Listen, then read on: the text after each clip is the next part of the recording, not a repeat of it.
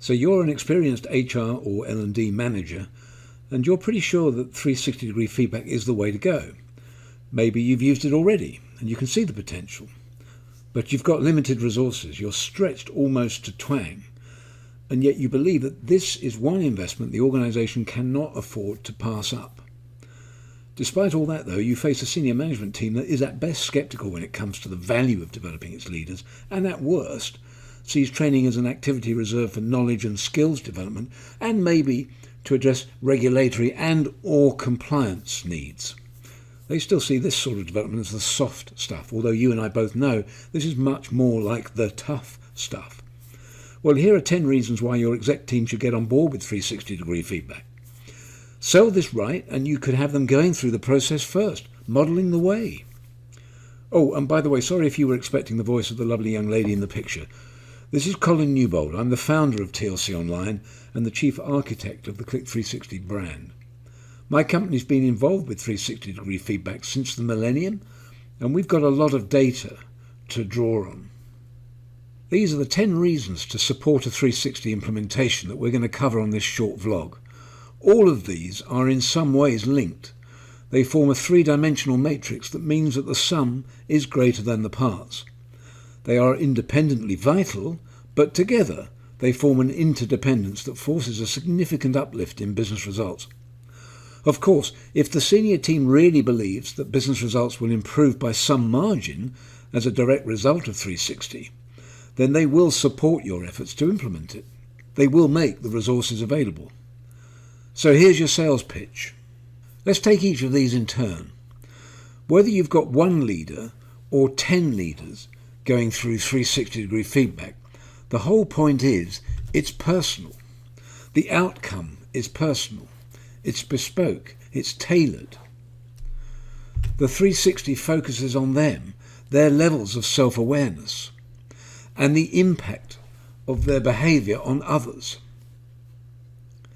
And so is the action plan. Better still if you can run to the cost of a coach that works with each one to embed the learning and to support their development journey. It takes 100 days to change a behaviour, the psychologists tell us. So 360 is legitimately all about me. Why are we focusing on development as a reason for gaining senior management buy-in for 360? Because we need to separate 360 from performance assessment or performance management. For 360 to be most effective, it should be distanced as far away as possible from assessment measures. It shouldn't even be part of the performance appraisal process. It might inform the appraisal, to some extent that's inevitable, but it should be divorced from that process. Even consider running it at a different time of year. And don't even think about using it to fix a poor manager or a dysfunctional leader. There are other mechanisms to deal with that. The 360 report should be owned by the participant. That's the person whose report it will be, the subject, the person at the centre of the 360. They should be encouraged to share the report, especially with their line manager and of course with the coach if they have one. But it is their report. It may be paid for by the organisation, but it doesn't belong to the organisation.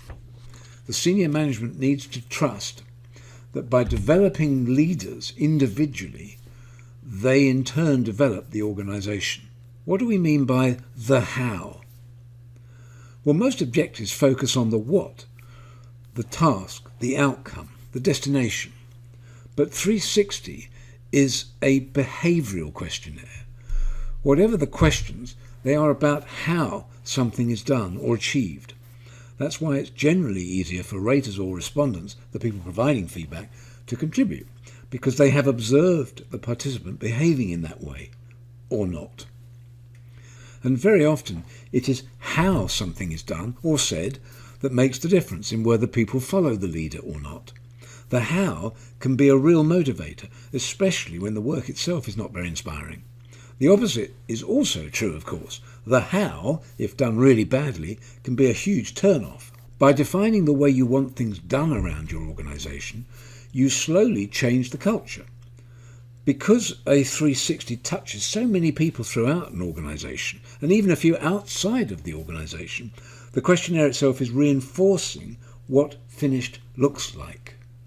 Senior managers are always crying out for measurables, so give them some.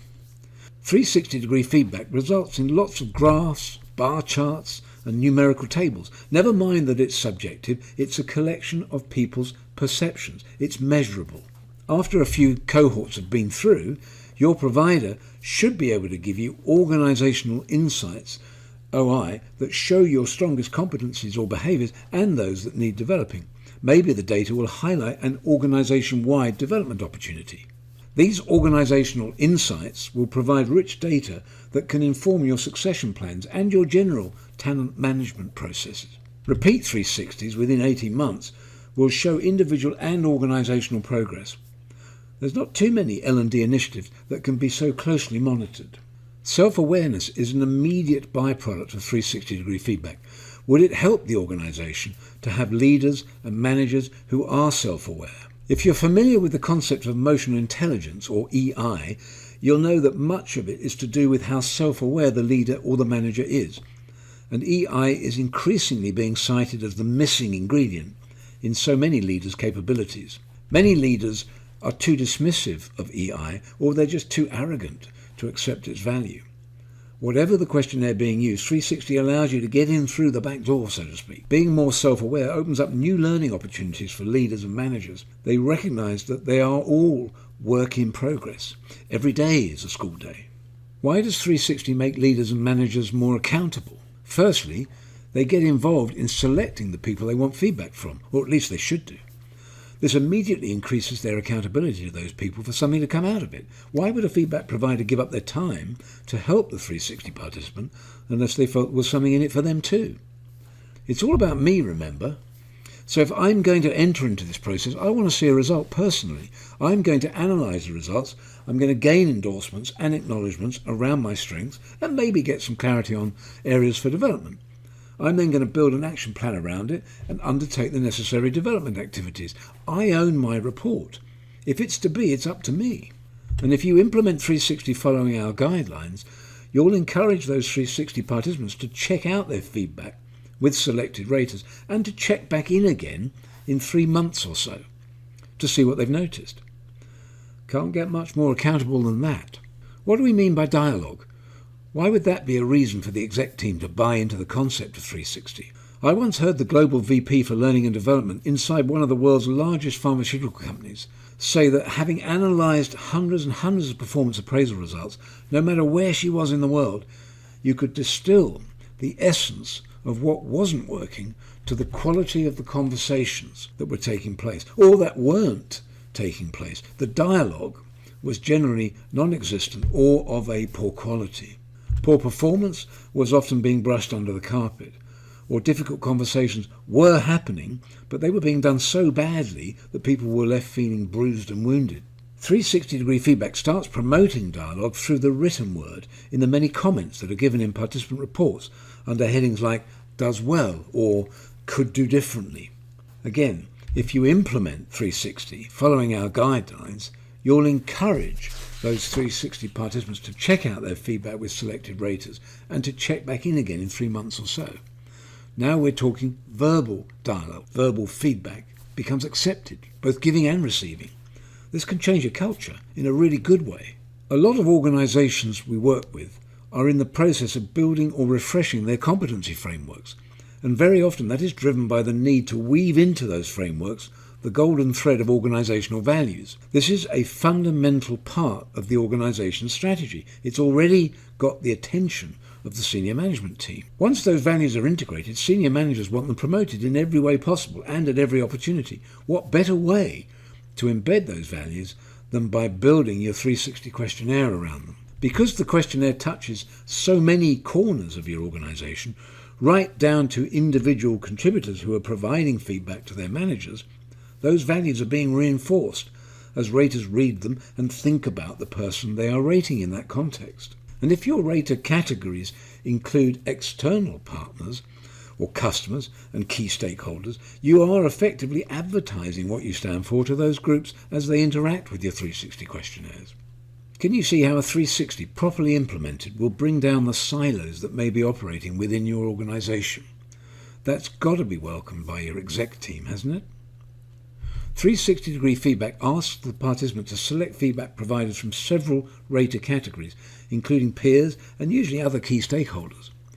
If your 360 implementations follow our guidelines about verbal invitation conversations, then some of those barriers are coming down even before the first email goes out. Asking someone from either of those groups to contribute to your feedback is a very collaborative thing to do, them providing the feedback even more so. Generous too. And very often it's reciprocated in a subsequent cohort where the roles are reversed. Introducing the checking out and checking in processes into your implementations will further strengthen these relationships. And what about the relationships closer to home with your manager, with your direct reports? 360 is a massive relationship builder and can be the real catalyst to understanding why someone hasn't gelled with you up until now, which gives you the option to make that different. You're accountable for that. Does 360 really improve business results? Well, we would say that, wouldn't we? Well, here's the thing. If 360 implementations could be tied directly to business results, in other words, the case for return on investment could be proven, do you think that at least one person in that exec team might be interested? Out of all 10 reasons that we've offered, might this ultimately be the one that sells it for you? Okay, try this. Here's a really simple mission for you.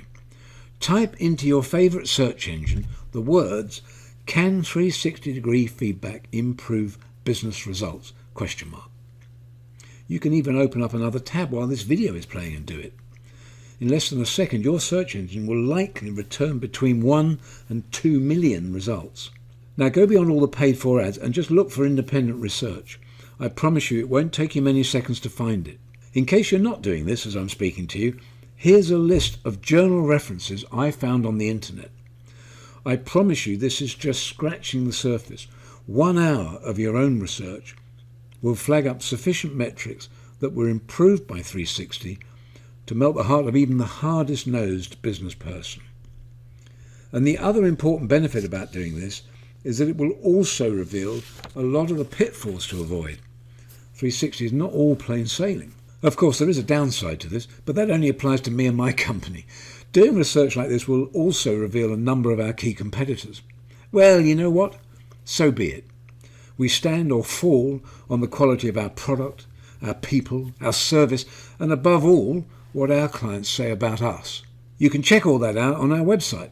Click -360.com or contact us for more information using the details on screen.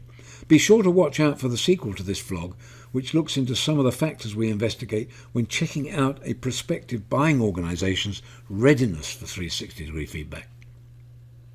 I encourage you to offer your comments, your questions and your suggestions below. Meantime, thank you for watching.